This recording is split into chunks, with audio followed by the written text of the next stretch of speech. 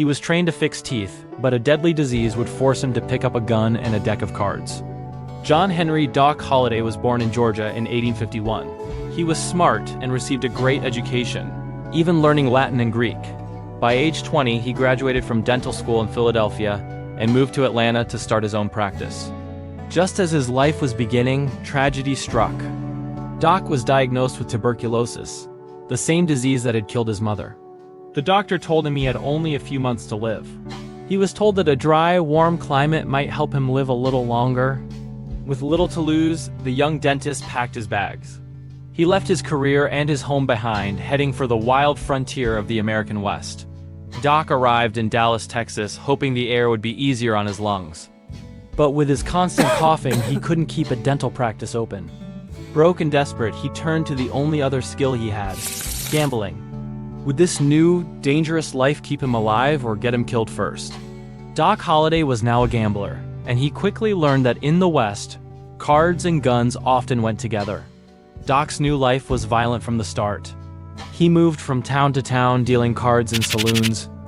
In Denver, he got into a brutal knife fight with a tough gambler named Bud Ryan, leaving Ryan badly wounded.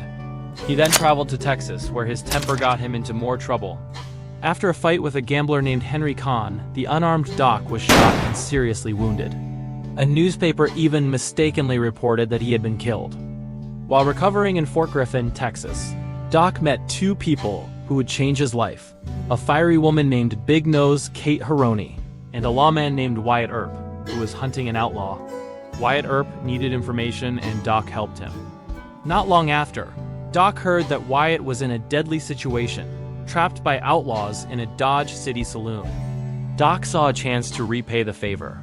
Would he get there in time to save the lawman's life? A gambler and a lawman shouldn't be friends, but one dangerous moment in Dodge City changed everything.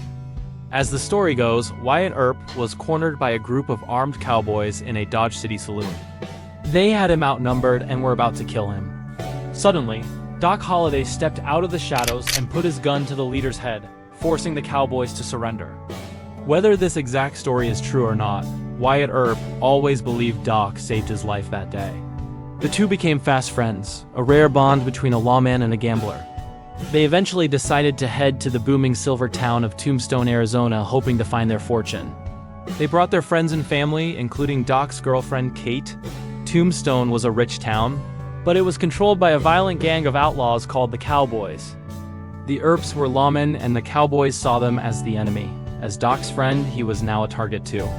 Would the silver boom make them rich, or lead them into a war? In Tombstone, the lines between lawmen and outlaws were blurred, and everyone was picking a side. In Tombstone, the tension between the Earp brothers and the Cowboys gang grew worse every day. The Cowboys hated Doc Holliday and spread a vicious rumor, claiming he had taken part in a deadly stagecoach robbery. To make things worse, Doc's girlfriend, Kate, was drunk and tricked by the local sheriff into signing a paper that accused Doc of the crime. Doc was arrested for murder. The Earps quickly found witnesses who proved Doc was somewhere else during the robbery. A sober Kate admitted she had been tricked. The charges were dropped, but the damage was done. The Cowboys now had another reason to want Doc dead. The feud was about to explode.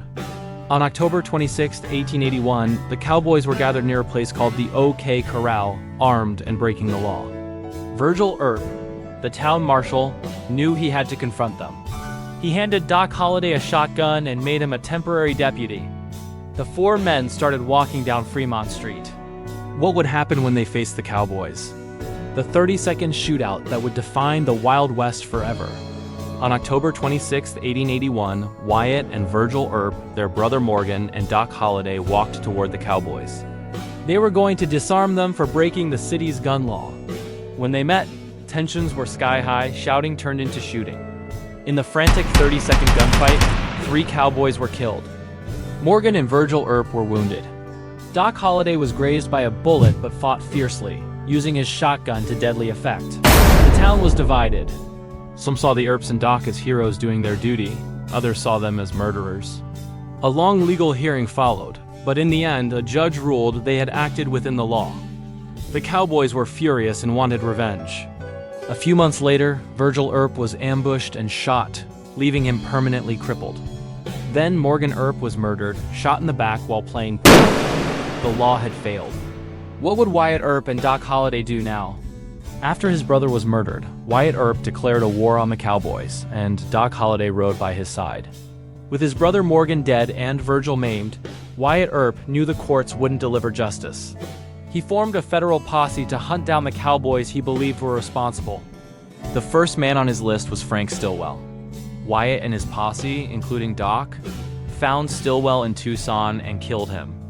Now they were the ones with a price on their heads.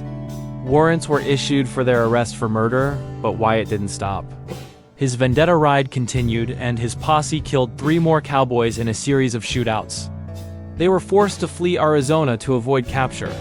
Doc and Wyatt, the closest of friends, rode together into New Mexico. The stress of the manhunt and their fugitive life was immense. In a hotel in New Mexico, the two friends got into a huge argument. Doc said something insulting, and Wyatt, in a fury, walked out. After everything they had been through, was this the end of their legendary friendship? He was a legend of the Wild West, but in the end he died as he always feared he wouldn't in bed. Doc and Wyatt eventually patched things up, but their adventures were over. Doc moved to Colorado, hoping the mountain air would help his tuberculosis. But his health was failing fast.